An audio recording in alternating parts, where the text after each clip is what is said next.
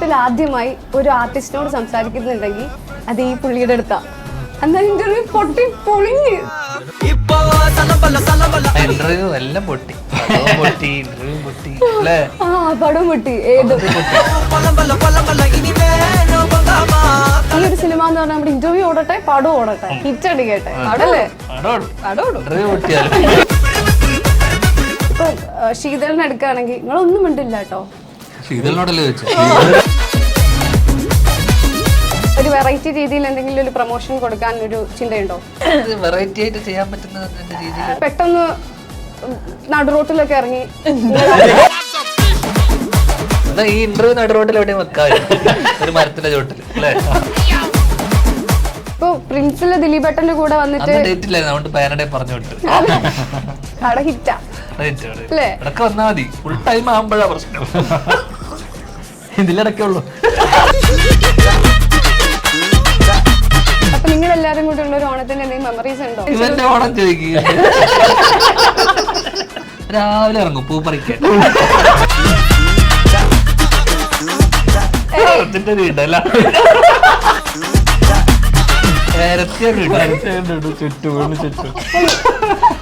ബാക്കി വരുന്ന പൂ അപ്പുറത്ത്. Hello, welcome to variety media. ഞാൻ നൈനിഷ. ഇന്ന് എൻ്റെ കൂടെ വള എന്ന് പറയുന്ന മൂവിയുടെ പ്രൊമോഷനായിട്ട് ഒരുപാട് അടിപൊളിയായിട്ടുള്ള ഗസ്റ്റ് ജോയിൻ ചെയ്യുന്നുണ്ട്. നമുക്ക് ഓരോരുത്തരും വെൽക്കം ചെയ്യാം. ഫസ്റ്റ് ഗോവിന്ദ് വസന്ത. ഹലോ. രവീണ രവി, ധ്യാൻ ചേട്ടൻ, ലുക്മാനേട്ടൻ, Sheetha Joseph. Hello, hi, welcome to the show. Welcome. എനിക്ക് തോന്നുന്നു ധ്യാനേട്ടനെ ഞാൻ ഒരുപാട് വർഷങ്ങൾക്ക് ശേഷം എൻ്റെ ഫസ്റ്റ് ഇന്റർവ്യൂ ആയിരുന്നു. ഞാൻ ജീവിതത്തിൽ ആദ്യമായി ഒരു ആർട്ടിസ്റ്റിനോട് സംസാരിക്കുന്നുണ്ടെങ്കിൽ അത് ഈ പുള്ളിയുടെ അടുത്താ. എന്നാൽ ഇന്റർവ്യൂ പൊട്ടി പൊളിഞ്ഞ്. ഇന്റർവ്യൂ എല്ലാം പൊട്ടി, ഇന്റർവ്യൂ പൊട്ടി അല്ലേ? ആ പടം പൊട്ടി. ഏത് പടം പൊട്ടി? ഇന്റർവ്യൂ ഓടണം അല്ലേ? അതെ, ഇത് ഈ ഒരു സിനിമ എന്ന് പറഞ്ഞാൽ നമ്മുടെ ഇന്റർവ്യൂ ഓടട്ടെ, പടം ഓടട്ടെ, ഹിറ്റ് അടിക്കട്ടെ, അതല്ലേ? ഇന്റർവ്യൂ പൊട്ടിയാലും ഇന്റർവ്യൂ ഓടിക്കണം. ഇപ്പൊ ഈ വള ശരിക്കും എനിക്ക് തോന്നി ഒരു പടത്തിനെ പറ്റി നോക്കിയപ്പോ വള എന്ന് പറഞ്ഞിട്ട് ജസ്റ്റ് നോക്കിയ സമയത്ത് എന്തൊക്കെയോ നിഗൂഢതകളിലൂടെ പോകുന്ന ഒരു വള അങ്ങനെയാണ് ഉള്ളത്. ഈ വളയിലൊക്കെ എന്താ ഇത്രമാത്രം നിഗൂഢത? എന്താ ശരിക്കും സിനിമ കഥ പറയണ്ട, അങ്ങനെ ഒരു പല സന്ദർഭങ്ങളിലൂടെ കടന്നു പോകുന്ന ആസ്യവും പിന്നെ വേറെന്തൊരു വേണ്ടുണ്ട്, എനിക്ക് ഓർമ്മയില്ല, എല്ലാം കൂടി പോകുന്ന ഒരു സംഭവമാണ് വള എന്ന് പറഞ്ഞു. ശരിക്കും ഞാൻ ചിന്തിക്കുന്നത് ഈ വളയിൽ ഇത്ര മാത്രം എന്താണ് ഒരു രഹസ്യം? വളയല്ല, സംഘർഷത്തിൽ കൂടെ പോകുന്ന മനുഷ്യന്മാരാണ്. ഈ വള കൊണ്ടാണ് വളയും കൊണ്ട് പോവാന്ന്, വള കാരണമാണ് പോകുന്നത് ഈ സംഘർഷത്തിൽ ഏർപ്പെടുന്നത്. Okay okay. ഇതൊരു ഫാന്റസി മൂവിയാണോ? Fantasy, full fantasy. ഫാമിലി ആയിട്ട് കാണാൻ പറ്റുന്ന ഒരു നല്ല ഓരോരുത്തർ ഓരോ ജോണ്ടറാണ്. അങ്ങനെ സ്വഭാവമുണ്ട്, പലതരം. ഓക്കെ. ലുക്മാൻക്കൊക്കെ എന്താ തോന്നുന്നത്? എനിക്ക് എല്ലാ എലമെന്റ്സും ഉണ്ട്, ഫാന്റസി ഉണ്ട്, എല്ലാ ഇമോഷൻസും ഉണ്ട്. Sheetal family entertainer, complete package എല്ലാം കൂടി ഒതുക്കി ഒരു മ്യൂസിക്. നല്ല സിനിമയാണ്, അടിപൊളിയായിട്ടുള്ള സിനിമയാണ്. ഓക്കെ. എനിക്ക് ഇതിലൊരു ഡാൻസ് കണ്ടു, തങ്കം ഒരു സോങ്ങിന്റെ മാരകം, അടിപൊളി ഡാൻസ് കണ്ടു. അതും കണ്ടു. കുറച്ച് ഡാൻസേ ശരിക്കും ഉള്ളൂ അല്ലേ? പക്ഷെ അത് കളിച്ചിട്ടുണ്ട്. അത് ഭയങ്കര രസമായിരുന്നു. എനിക്ക് സുലൈഖ മൻസലിന്റെ ഒരു വൈബ് പോലെ അടിച്ചു ഫസ്റ്റില് പടം വരുമ്പോ. നിങ്ങൾ എന്തെങ്കിലും ഒന്ന് പറയും? അല്ല, എനിക്കും അടിച്ചു.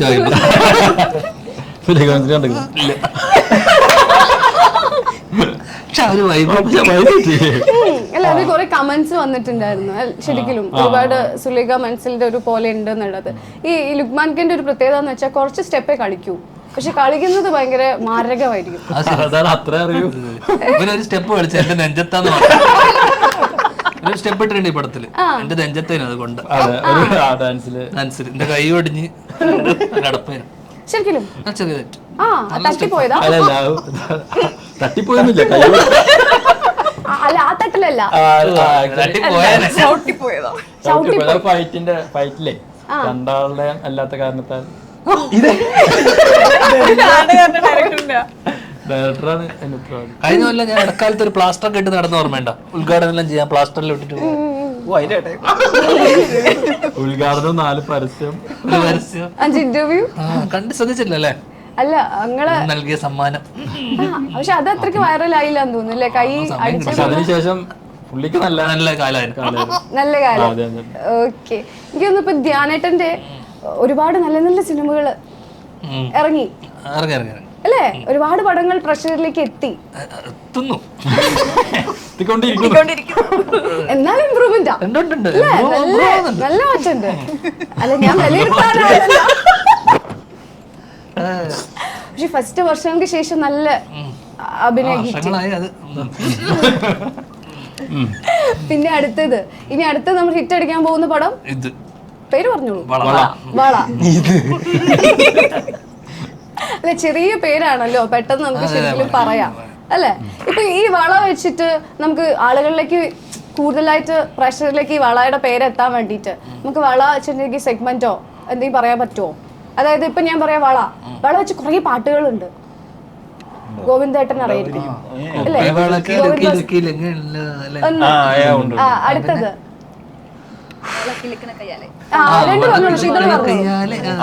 വളയോസി എന്നിട്ട് തമിഴില് പാട്ട്. വളയോസി.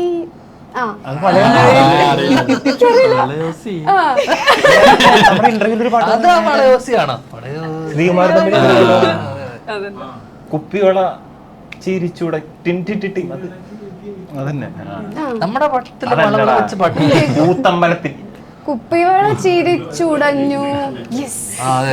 അതുണ്ട്, അതുപോലെ സ്കോർ ചെയ്യുന്നുണ്ട് അല്ലേ? സെഗ്മെന്റ് അത് ജയിച്ചാൽ ഇതുണ്ട്, പ്രൈസ് ഉണ്ട്. പ്രൈസ് വള.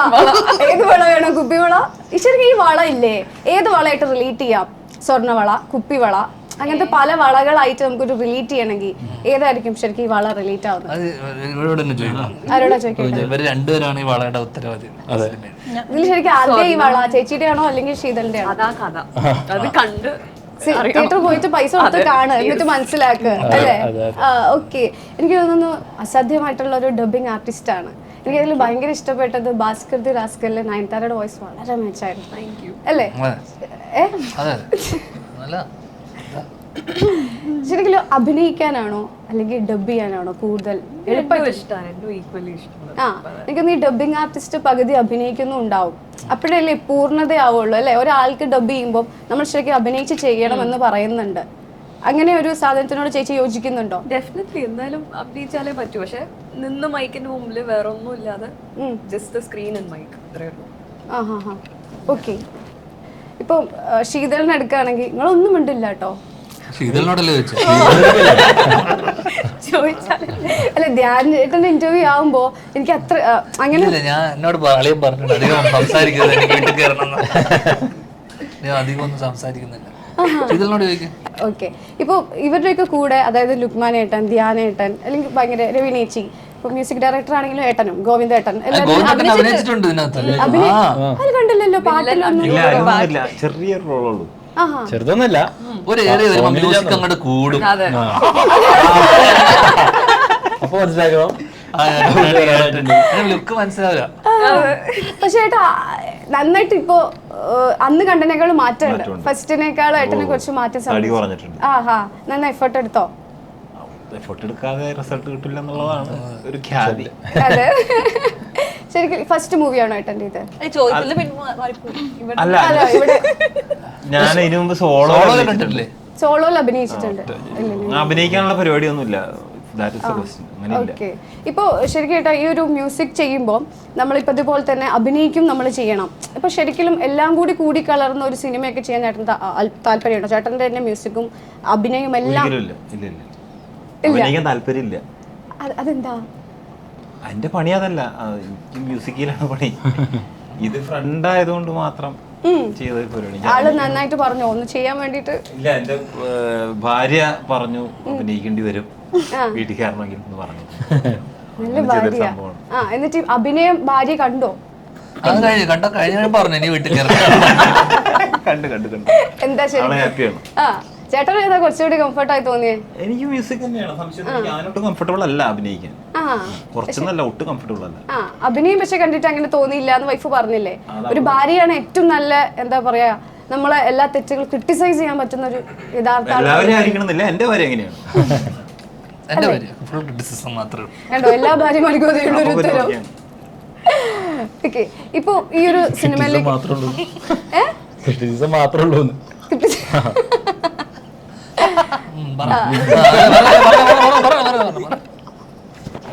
ഇപ്പൊ ധ്യാൻ ചേട്ടൻ ഇന്റർവ്യൂസ് ഒക്കെ പലരും പറഞ്ഞു കേട്ടിട്ടുണ്ട്, നമുക്ക് എന്തെങ്കിലുമൊക്കെ ഒരു സങ്കടം വരുന്ന സമയത്ത് കണ്ടിരുന്നാ ഭയങ്കരമായിട്ട് ഹാപ്പി ആവുന്നുള്ളു.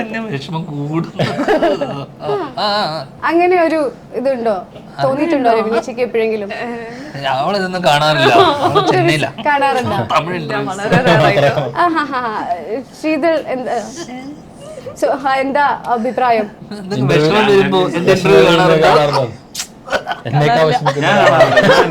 കാണാറില്ലേ? സിനിമകൾ അധികം കണ്ടില്ല, ഞാൻ ഇന്റർവ്യൂ സത്യം അല്ല, കൂടുതലും എനിക്ക് ഭയങ്കര എന്റർടൈനിങ് ആയിട്ട് തോന്നുന്നു. കമന്റ്സിൽ തന്നെ കൂടുതൽ ധ്യാൻ ചേട്ടാ വന്നിട്ടുണ്ടല്ല, എല്ലാവരും ഹാപ്പി ആക്കാന്ന് വെച്ചാൽ വലിയൊരു കഴിവാണ്. പുള്ളി അങ്ങനെ ഹാപ്പി ആക്കാനായിട്ട് ആരെയും ഹാപ്പി ആക്കാൻ വേണ്ടി ഉത്തരം പറയുന്നതായിട്ട് എനിക്ക് തോന്നിയിട്ടേ ഇല്ല. അല്ല, പുള്ളിയുടെ ഇന്റർവ്യൂ കണ്ടാൽ നമുക്കൊരു ഹാപ്പിനെസ് വരും. റിയൽ ആയിട്ടുള്ള കാര്യങ്ങൾ പറയുന്നതുകൊണ്ട് ആൾക്കാർ ഹാപ്പി ആവുന്ന കണ്ടിട്ടുണ്ട്. എനിക്ക് തോന്നുന്നു ഇവിടെയാണ് നായിക നായി അല്ലേ? അല്ല എല്ലാരും അല്ല, ചേട്ടന്റെ പേര് ചേച്ചി, ലുക്മാൻ പേര് ശീതൾ അല്ലേ? അങ്ങനെയല്ലേ? ഓക്കെ, ഈ നായകനുമായിട്ടൊക്കെ ചെയ്യുമ്പോൾ പുള്ളിയുടെ ഒരു കെമിസ്ട്രി ഒക്കെ എങ്ങനെയാ വർക്ക്ഔട്ട് ആവുന്നത്? ഞാൻ ഇവിടെ ഈ സെയിം ക്വസ്റ്റ്യൻ ചോദിക്കും കേട്ടോ, ലുക്മാൻ ഏട്ടനെ ഞാൻ ചോദിക്കും. ഞങ്ങളുടെ കെമിസ്ട്രി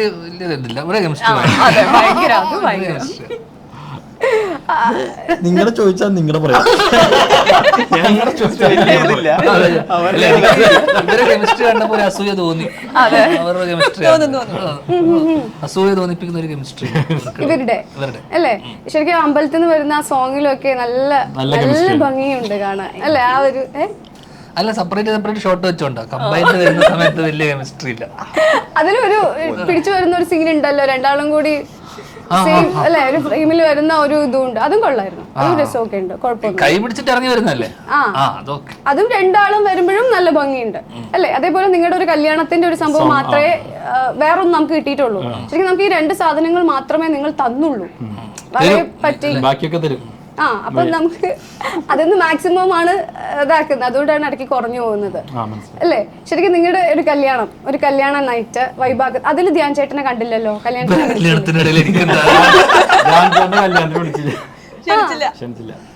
നമുക്ക് ഞാൻ നോക്കി അതില്, പക്ഷെ അതില് കാണുന്നില്ല, ഇതില് കാണുന്നുണ്ട് അല്ലേ? അല്ല, അത് എന്താ 3 കപ്പിൾസ് ആണ്. എന്താ സെൻസ് കല്യാണം കഴിഞ്ഞതിന് ശേഷമുള്ള 3 ആൾക്കാരെ പ്രണയവും അവരെ ലൈഫാണ് സിനിമ. അതില് ഒരു പേരാണ് സീനിയർ. നിങ്ങളുടെ അച്ഛനും അമ്മയായിട്ടാണോ? അല്ലല്ല, വേറൊരു പ്രണയം. ഇത് വേറൊരു പ്രണയം, ഇത് വേറൊരു പ്രണയം. ആരുമായിട്ട് അങ്ങോട്ടും ഇങ്ങോട്ടും ബന്ധമൊന്നുമില്ല, ഒരു ബന്ധവുമില്ല, എല്ലാം ബന്ധപ്പെടുത്തുന്നത്. അതല്ലേ ചേട്ടാ, ഇപ്പൊ ഇതിലൊരു അറബിക് ഒരു സോങ് പോലത്തെ ഒരു സോങ് അറബിക് സോങ് തന്നെ കേക്ക് ഉണ്ടായി. ശരിക്കും അതിന്റെ ഒരു എന്താ ഗൾഫ് ബേസ് ആയിട്ട് എന്തെങ്കിലും ബന്ധമുണ്ടോ? ഈ സിനിമയില് ഒരു പോർഷൻ ഒമാനിൽ നടക്കുന്നുണ്ട്, അപ്പൊ അതിന്റെ കൾച്ചറൽ ഒരു സാധനവും കാണിക്കുന്നുണ്ട്. അപ്പൊ അതുമായിട്ട് ബന്ധപ്പെട്ടിട്ട് തന്നെ അറബി പാട്ട് വേണം നേരത്തെ തീരുമാനിച്ചിരുന്നു. ആ ലിറിക്കും അതുകൊണ്ട് തന്നെ പ്രോപ്പർ അറബി ലിറിക്സ് തന്നെയാണ്. ഒരു ഓണബി മലയാളി ലിറിക്സ് അല്ല, പ്രോപ്പർ അറബിക് പണ്ഡിതനെ കൊണ്ട് എഴുതിപ്പിച്ചതാണ്. അയാള് മലയാളിയാണെന്നേ ഉള്ളൂ. പുള്ളിക്ക് മലയാളം അറിയുന്ന അറബിയാ,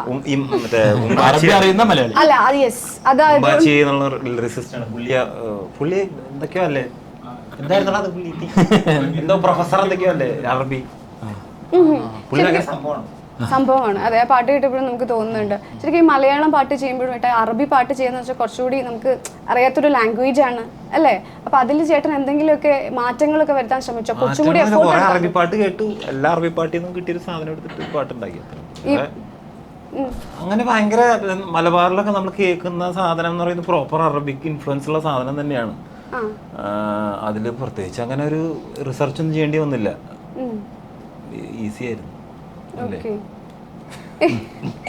ഈ അടുത്ത് ധ്യാൻ ചേട്ടൻ്റെ ഒരു ഇത് ഭയങ്കര വൈറലായിട്ടുണ്ടായിരുന്നു, മറ്റേ അച്ഛൻ്റെ ഫ്രണ്ട്സിനെ ഒക്കെ പറ്റി പറഞ്ഞില്ലായിരുന്നോ? അച്ഛൻ്റെ ഫ്രണ്ട്സ് എപ്പോഴും പണി തന്നിട്ടേ ഉള്ളൂ എന്നുള്ളത്.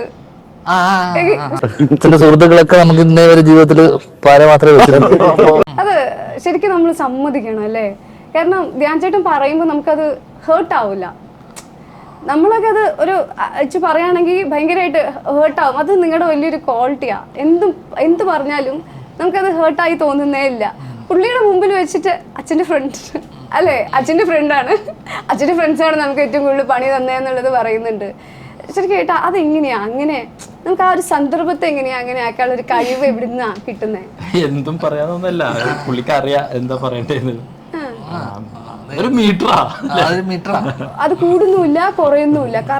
കൂടുന്ന സ്ഥലത്ത് നിന്ന് അടി കിട്ടാനോ നമ്മൾ തയ്യാറെടുത്ത് പോവുക. അത്തരം സാഹചര്യങ്ങൾ ഉണ്ടാവും. ഇന്ന് രാവിലെ ഒരു സാഹചര്യം അല്ല, അങ്ങനത്തെ സാഹചര്യം ചെറുതായി രക്ഷപ്പെട്ടെന്ന് രാവിലെ അങ്ങനത്തെ സാഹചര്യങ്ങൾ ഉണ്ടായിട്ടുണ്ട്. ചില അതിന് ശേഷമുള്ള നിങ്ങൾ കാണുന്നില്ലല്ലോ, അത് കഴിഞ്ഞിട്ട് പറഞ്ഞിട്ട് പോകുന്നല്ലേ ഉള്ളൂ. അതിനുശേഷം പിന്നീടുള്ള ഭവിഷ്യത്തുകൾ നമ്മൾ അറിയും, അനുഭവിക്കും. ശരിക്കും പറയാറുണ്ട് ആരെങ്കിലും ഇങ്ങനെ പറയുമ്പോ അങ്ങനെ ആരെങ്കിലും? എല്ലാരും പറയാറുണ്ട്, വീട്ടിലായിക്കോട്ടെ നാട്ടിലായിക്കോട്ടെ എല്ലാരും പറയും. പക്ഷെ നമ്മൾ എന്തായാലും നമുക്ക് പറയേണ്ടത് നമ്മളും പറയും. ആണല്ലോ ശീലം. നല്ലതാ. അല്ല, അച്ഛനും അങ്ങനെ തന്നെയാണ് അല്ലേ? അച്ഛൻ്റെ അതേ ശരിക്കും സെൽഫ് ട്രോൾ ചെയ്യാൻ നല്ല മിടുക്കന്മാരാ. അച്ഛനും നന്നായിട്ട് പറയും, അത് സെൽഫ് ആയിക്കോട്ടെ മറ്റാളായാലും പറയും. ധ്യാൻ ചേട്ടൻ അതുപോലെ പറയും. ശരിക്കും ആ ഒരു കഴിവ് എനിക്ക് തോന്നുന്നു അച്ഛൻ്റെ തന്നെ കിട്ടിയതായിരിക്കണം അല്ലേ? ഞങ്ങൾ ട്യൂഷനും ഉണ്ട്, അങ്ങനെ കിട്ടിയതാ. Okay okay. ഇപ്പൊ എനിക്ക് സെപ്റ്റംബർ 19-നാണ് ഈ പടം നമുക്ക് റിലീസ് ആവുന്നത് അല്ലേ? ഇപ്പൊ പ്രൊമോഷൻ ഒരുപാട് നല്ല രീതിയിൽ നടന്നുകൊണ്ടിരിക്കുന്നു അല്ലേ? ഒരു വെറൈറ്റി രീതിയിൽ എന്തെങ്കിലും ഒരു പ്രൊമോഷൻ കൊടുക്കാൻ ഒരു ചിന്തയുണ്ടോ? അല്ലെ, നമുക്ക് പല രീതിയിൽ ചെയ്യാം അല്ലെ? ഇപ്പൊ പല രണ്ട് രീതി പറഞ്ഞു, വെറൈറ്റി ആയിട്ട് ചെയ്യാൻ പറ്റുന്ന രണ്ട് രീതി നമുക്ക് ഇല്ലേ? പെട്ടെന്ന് നടു റോട്ടിലൊക്കെ ഇറങ്ങി ഒട്ടും പ്രതീക്ഷിക്കൂല. ഇപ്പൊ നിങ്ങളെ പോലത്തെ ആർട്ടിസ്റ്റുകളൊക്കെ ഇപ്പൊ കോമൺ ആയിട്ടൊരു റോട്ടിൽ വന്നിട്ട് പെട്ടെന്ന് ഇറങ്ങി നിൽക്കുമ്പോ എല്ലാരും ശ്രദ്ധിക്കും അല്ലേ? അല്ല, അതൊരു നല്ലതല്ല ഇങ്ങനെ ഇന്റർവ്യൂ ചെയ്തിട്ട് ഇത് ആളുകൾ കാണുന്നത്. ഈ ഇന്റർവ്യൂ നടു റോട്ടിൽ എവിടെയും വെക്കാ, ഒരു മരത്തിന്റെ ചോട്ടില് അല്ലേ? ശ്രദ്ധിച്ചാൽ അല്ല, ഓടാവുന്നതാണ് അല്ലേ? അല്ല, പിന്നെ ഏറ്റവും വലിയൊരു ഇതാണ് ധ്യാൻ ചേട്ടന്റെ ഒരു തല ഉണ്ടായാ മതി, അതങ്ങ് കേറി വിജയം സുനിശ്ചിതം, അതങ്ങ് കേറി അങ്ങ് കത്തിക്കോളൂ. ഇപ്പൊ പുതിയൊരു ബബ്ബയിലൊക്കെ വരുന്നില്ലേ ധ്യാൻ ചേട്ടാ അല്ലേ? ഇപ്പൊ അതുപോലെ ഓടും കുതിര ചാടുന്ന ഒരു ഗസ്റ്റ് റോൾ ആണെങ്കിലും വന്നു അല്ലേ? ഇപ്പൊ ഈ ബബ്ബയിലും അങ്ങനെ മുഴുനീള ക്യാരക്ടർ ഉണ്ടോ? 10 ദിവസം ഉണ്ട്. അല്ല, ഷൂട്ടല്ല, ഡേറ്റ് അറിയുള്ളൂ. ഡേറ്റിനനുസരിച്ച് പേയ്മെന്റ് വാങ്ങിക്കാൻ പോവാ ഉണ്ട്, അതിലുണ്ടല്ലോ കുറച്ചുണ്ട്. ഇപ്പൊ പ്രിൻസില് ദിലീപേട്ടന്റെ കൂടെ വന്നിട്ട് ഡേറ്റ് ഇല്ലായിരുന്നു, അതുകൊണ്ട് പേരടെ പറഞ്ഞു വിട്ടു. ഇടക്ക് വന്നാ മതി, ഫുൾ ടൈം ആകുമ്പോഴാ പ്രശ്നം. ഇതിലിടക്കേ ഉള്ളൂ, ബാക്കി കയറി വന്ന് നോക്കിക്കോളൂ.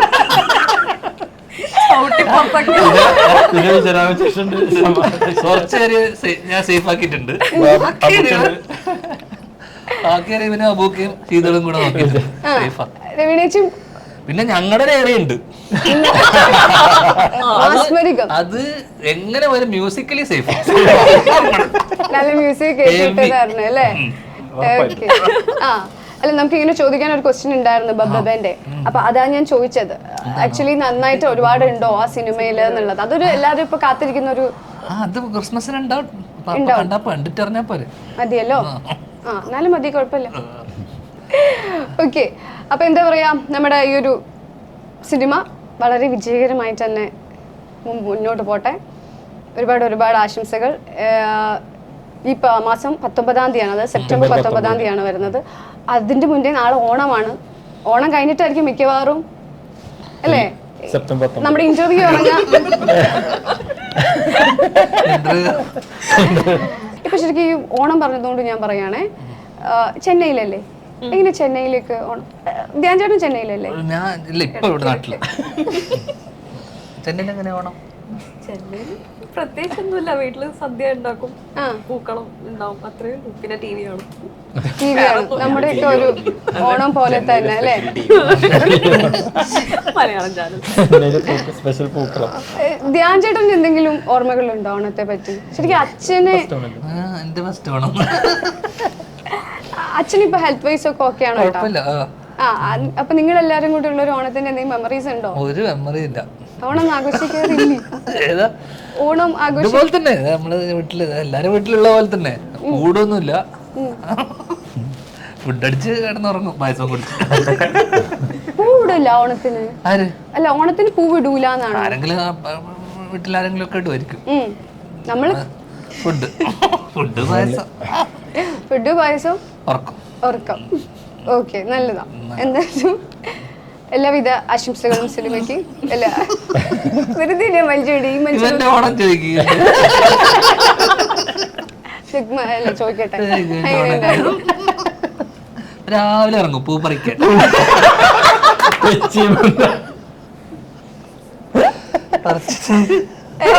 ഇടല ഉച്ചവരെ ചുറ്റും ചുറ്റും ബാക്കി വരുന്ന പൂ അപ്പുറത്ത് വിട്ടു. അല്ല, ശരിക്കും എങ്ങനെയാണ് നിങ്ങള് നാട് എവിടെയായിരുന്നു?